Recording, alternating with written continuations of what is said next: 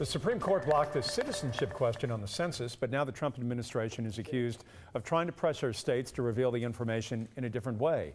Jennifer Bellamy explains what the agency is doing and why some are calling foul. Jeff, earlier this year, the High Court ruled against the Trump administration and the Census Bureau's effort to include a specific citizenship question in the upcoming 2020 census. But now civil rights activists say the Trump administration is asking states to reveal people's citizenship through driver's license records. Another way to get the info. The Census Bureau is now asking states for driver's license records, which typically include citizenship information.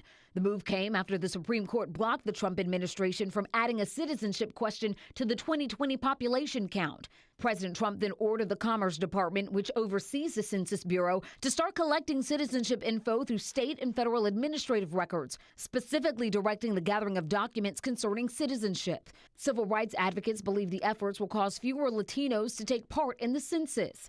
Others say the data requested from the motor vehicle agencies is frequently inaccurate. The American Association of Motor Vehicle Administrators said most, if not every state, has received requests for this data, including citizenship status, race, birth dates, and addresses, is advising states to consult privacy officers on how to respond. In a statement, the Census Bureau said it started requesting state administrative records in 2016, and the data gathered is stripped of identifiable information and is only used for statistical purposes.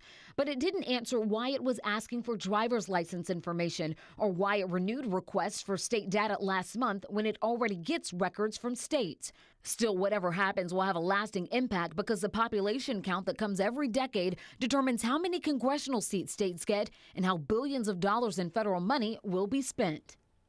And several civil rights groups have challenged President Trump's executive order to collect that data in federal court.